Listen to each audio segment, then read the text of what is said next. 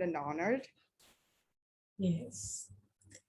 So good evening, one and all. Very happy evening. I don't know if it is good afternoon for you.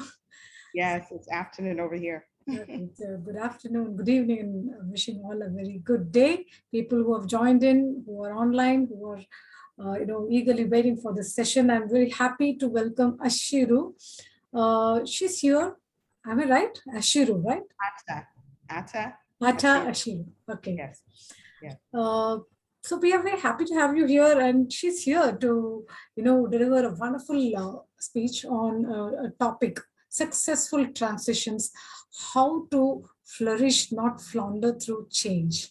It's a beautiful, very profound and simple but profound. That's a beautiful topic, and Ata is on a mission to elevate, life stories on paper through the art of design, and she's the founder and creative director of Ink Heart Studio.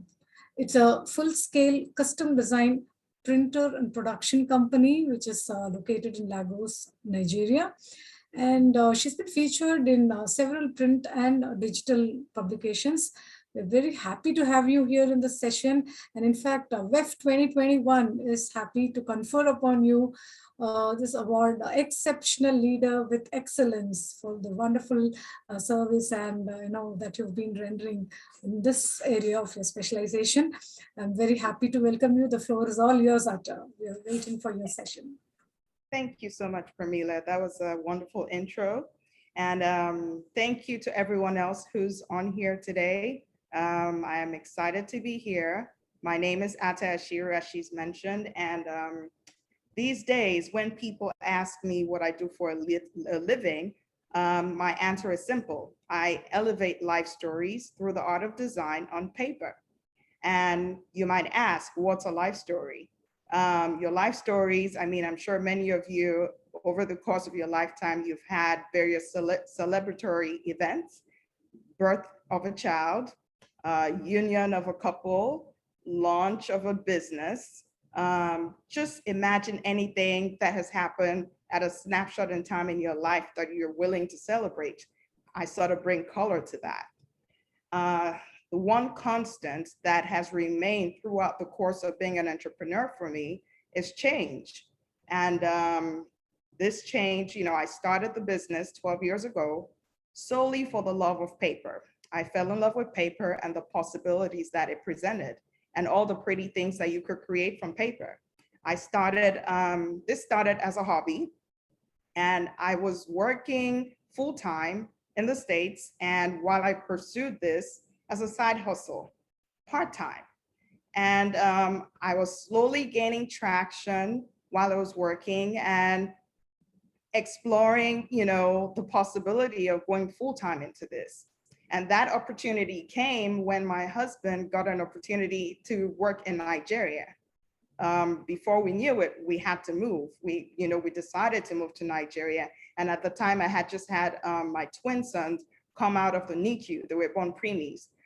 And we moved to Nigeria, and I just decided I was just going to set up shop full-time in Nigeria so that I could spend more time with the kids, So started the studio. I opened up a studio, started making connections, particularly in the wedding industry in Nigeria.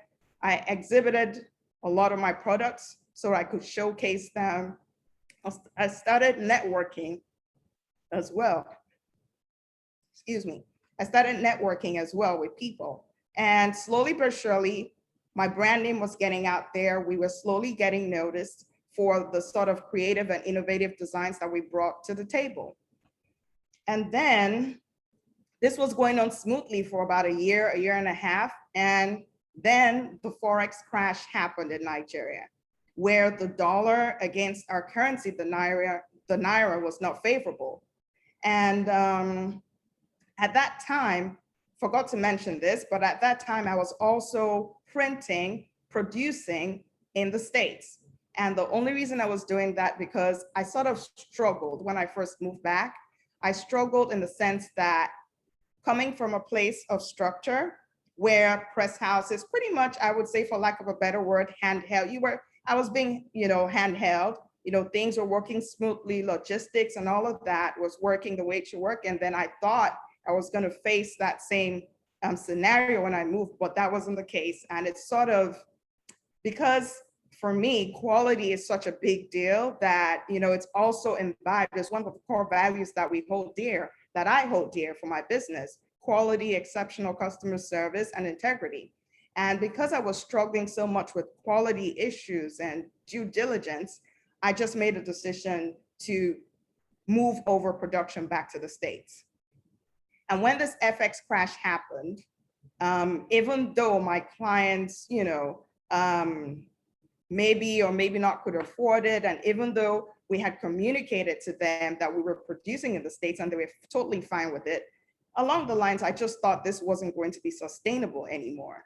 So I had to pretty much, look inward, even with the struggle. I said I was going to look inward, try and build a team, focus on quality, focus on building the brand identity, and just really honing in on a lot of the things. Because for me, I wanted to showcase to nationally here in Nigeria, and also to people outside of the country, that good things, creative projects could come out of Nigeria.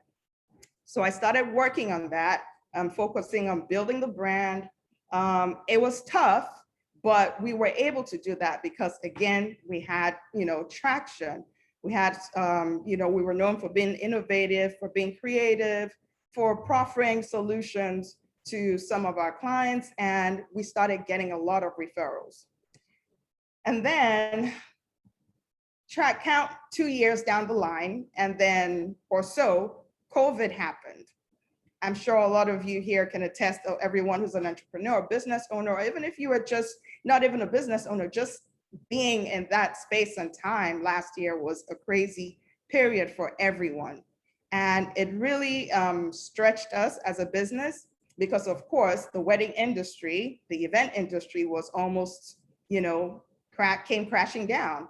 No one was holding events. People were scared, and I pretty much used that time to just, even facing adversity. I remember having meetings with my team at the time because, to be honest, I wasn't sure we were going to be able to afford salaries down the line. So I had honest conversations with my team about salaries, and it was a sad time for everyone.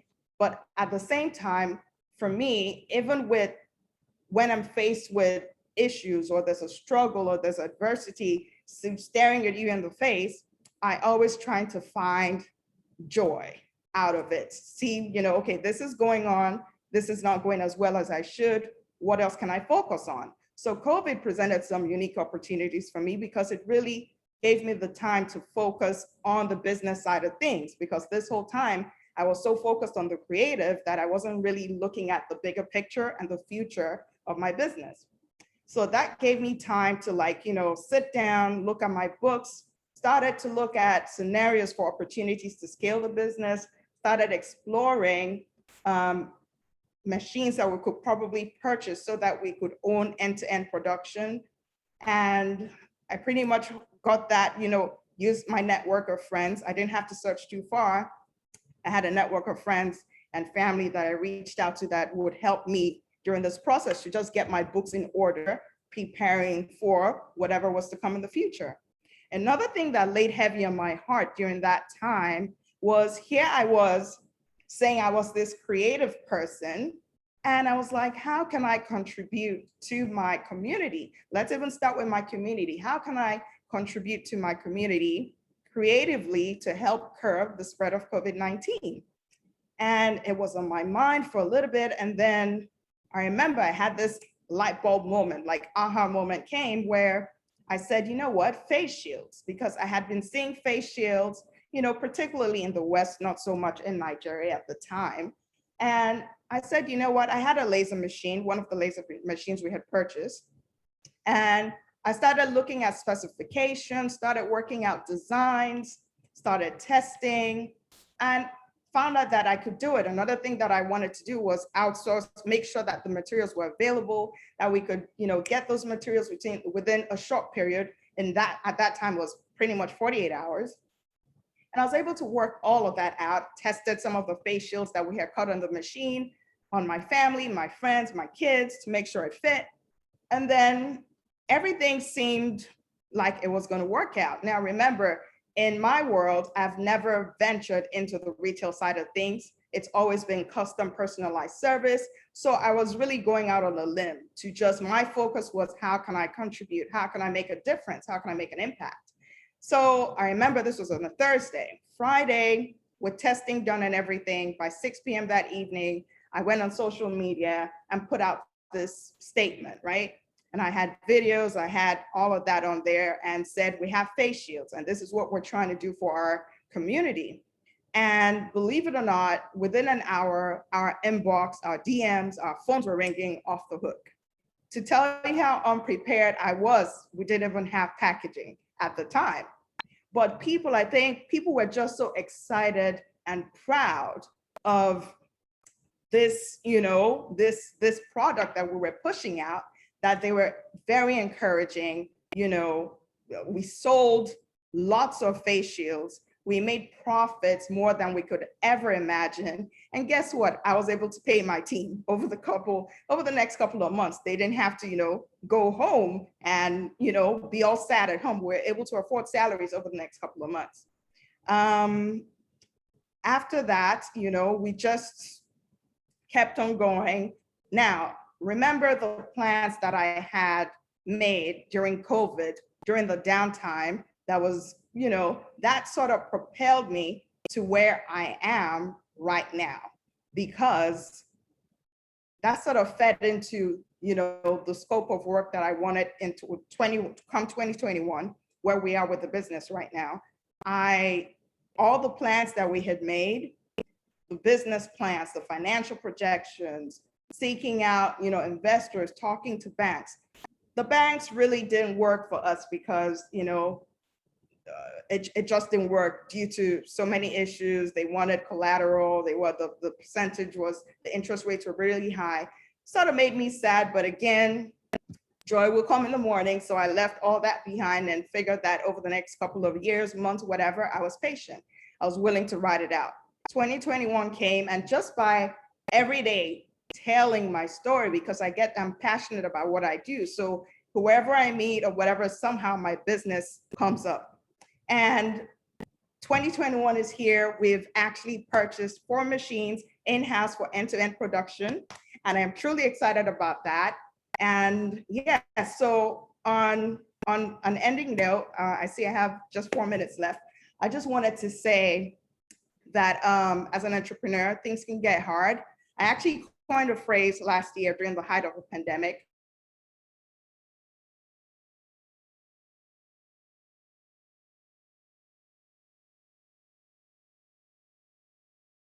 T is for tenacity. As entrepreneurs, we're dogged in nature. Even if things hit us and you fall down, you get back up again. H is for harmony. Get your mind right, get your mind centered so that it allows you to be creative in the spaces that you. I for intentional, be intentional about the networks and that you have around you, because it could propel you to the next big thing. V for vivid, dream in color. Don't be scared to dream.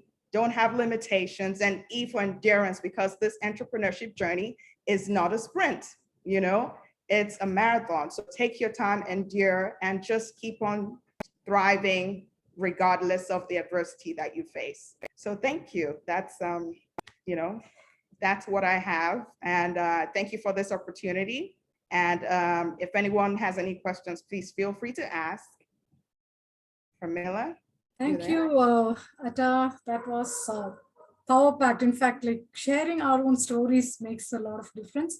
And of course, COVID has taught us has given us very profound lessons, I believe. And as an entrepreneur, yes, all of us are going through, a phase where we are trying to recoup from what we have lost. And that's a very inspiring story. So thank you so much for that lovely sharing of your personal experience. I'm sure the viewers are going to be benefited from your story. And a beautiful way of putting it, a typical, someone who's very passionate about art and design and print, and Yeah. putting it in a very colorful way, to share the story. So that's very nice, inspiring. Thank you, Thank Ata. And you'll be receiving your e-certificate in a fortnight. Thank you so much. All right. I do appreciate It's it. an Thank honor you to so have much. you here. Thank you. Thank you.